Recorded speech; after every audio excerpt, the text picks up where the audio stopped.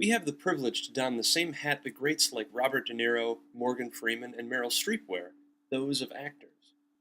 But with our craft, you'll notice we sit far away from the stage, hidden behind those characters we animate. If I were to mention Glenn Keane, would you be quick to respond with Aladdin, Ariel, Ratigan, the Beast, and Tarzan, to name a few? I'd hope you would, but the truth is, most won't. To the viewer, the animator isn't important. Mr. Keane did his job so well animating Aladdin that we forgot the character wasn't real. I'd be remiss to exclude the importance of story as well. Without it, the character and even the greatest of animation would be more shallow than the screen on which it sits. The point I'm trying to make is that the average person, when thinking about, say, Ratatouille, won't call to mind the animator, nor Patton Oswalt, who voiced Remy, but rather they'll remember Remy. An animator has the versatility to play virtually any character, but before doing this, it's important to understand how we must attack our animated acting, which should fall between one of these two categories. Pantomime. It's a noun and verb, meaning significant gesture without speech. Shakespeare gave us the phrase, "Strong reasons make strong actions." Incidentally, pantomime is what you'll be doing in this particular course. Some things to look for when acting without dialogue. Clarity is most important. You don't have words to let people know what's happening, so the clarity of your poses is key here. Focus on the eyes. When watching a character, our eyes naturally look to theirs to find out what they're thinking and what they'll do next. What is he or she thinking, before and after your shot, not only in your shot? Mouth shapes and brows shouldn't be overlooked because there isn't dialogue. What might be considered a simple expression means even more here. Avoid using cliched poses and evenly spaced timing. A cliched pose can be done by anyone, students and veterans alike. Cliched poses are something that every animator fights with every day. The more you animate, the more you'll notice your own style and have to do all you can to change it up and diversify your acting choices. These are all integral to the importance of subtext. What do you see as the subtext here?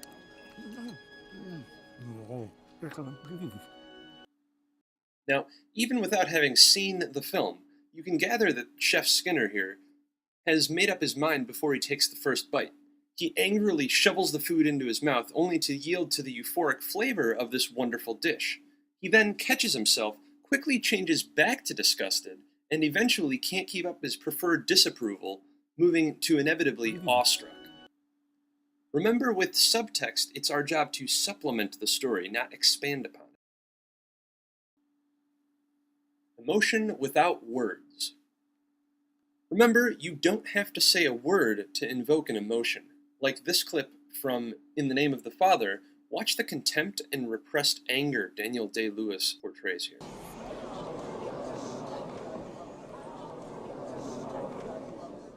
I have one question.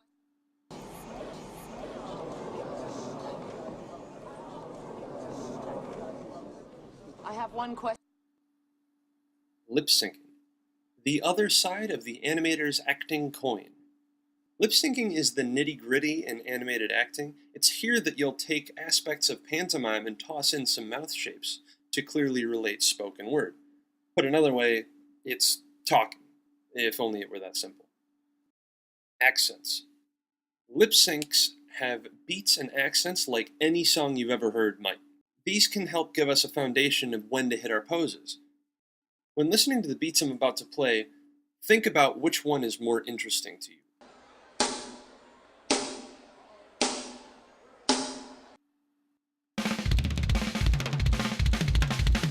I'll take a guess that the second one you might have liked more than the first. Maybe not the pacing, but at least the dynamics of it. A syncopated, dynamic beat is generally more interesting than a constant, bland, evenly timed beat. When picking your accents, it's really all about variance. The stress is killing me. I don't know how much longer I can last. I have to tell you that right now. Tone. Tone is integral to how a character might articulate phonemes, which are the basic mouth shapes that make up a lip sync. You know, Elastigirl? Pitch. Pitch is an interesting part of lip sync acting and should be noted for its effects on our poses and more specifically our brows, like in this clip in Kung Fu Panda. I guess my body doesn't know it's the Dragon Warrior yet. I'm gonna need a lot more than dew and universe juice. Pitch range is also important. The character might come off as upset or excitable if the range is wide, or apathetic or disinterested if it's narrow. Pacing. The pacing of a lip sync gives insight into how posy we want our character to be. For example, a nervous monologue might be fast and posy, while a condescending quip might be slow and deliberate. You don't have a challenge. You need a challenge. So now I'm challenged, all right? I'm challenged to hold on to my lunch money because of all the big mooses who want to pound me because I'm a shrimpy dork who thinks he's smarter than them. But I don't think I'm smarter. I just do the stupid homework. If everyone else just did the stupid homework, they could move up a grade and get pounded too. Is there any more coffee? Eyes. This is where the thought happens. In this particular clip from Solaris, notice Natasha McElhone's eyes when she looks down to her right and back up. You'll notice her lids will come down as well.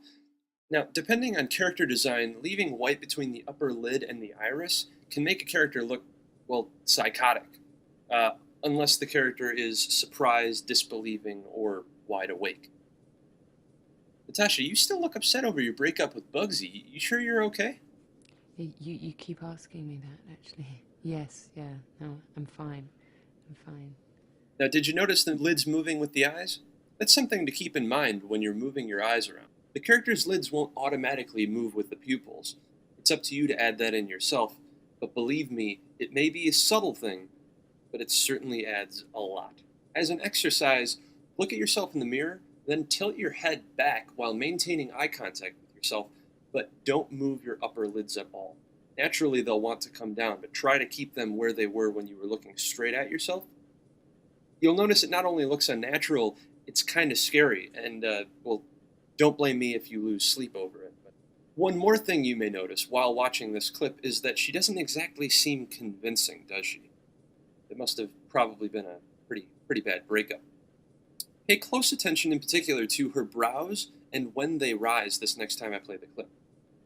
Natasha, I was going to go make lunch real quick. Did you want anything? You keep asking me that, actually. Yes, yeah, no, I'm fine. I'm fine. I'm starting to think she doesn't really listen to me. Either way, her brows, as you may have noticed, raise after she says the word fine. When we lie, our physical movements and tics won't match what we're saying in time. The same is true here. Hands. A character's hands, while only a small part of the pose, have an inherent ability to make a good pose great. The smallest of embellishments in this case can lead to the greatest rewards. Don't forget you can always find great hand poses in live action as well as animated movies. For example, this clip from The Frighteners. Precisely. Did Bannister leave for the bat? Which brings us to reference. Don't be afraid to look for reference in live action as well as animated. Find out what inspires you. What's your favorite animated movie or character? Do you have a favorite actor or actress? I can tell you personally that one of my favorites growing up, and a huge influence in my choosing animation, is the incomparable Danny Kaye. Here's a couple clips from the movie The Court Jester. Welcome, Giacomo. We have come to escort you to the castle. Haven't we met before? It's not very likely, my good man. You see, I'm on my way back from the Italian court. How speak you the king's English with no trace of accent? My dear Sir Giacomo is the master of many, many tongues indeed. French, je le dois en sauteur, je le parle sauteur de plaire, le fleur, je le patas au romantique, je le passe toi, romantique, je le patois. Italian. Porto le vende, le sorto le basta. Alla forza li vonda, le sende le barda, alte le forza le vonda. German. Was haben Sie ausgehalten, das Kneipe die haben? Das Schmerzen wie die Hölle, Knöllschmerzen, das Kneipe die Höben. Haben Sie geflummt wie die Helm in Falschgeil? Hast mir's geflummen, das Malzen, die Knöll wie die Hülsen? He comes not a moment too soon. Bid Sir Griswold enter. Plan 2. Plan 2? kind too. Emotion. Animation requires us to always be on, always studying actions and reactions. Read into what we do when we're happy, angry, sad, but especially more subtle emotions, when you're ashamed, skeptical, disgusted. What's the difference between being puzzled and skeptical, or arrogant versus amused? These things can take great physicality and make it live and breathe, make it think. Don't underestimate the power a face gives in your animation. Remember, the same rules apply in both lip sync and pantomime to varying degrees.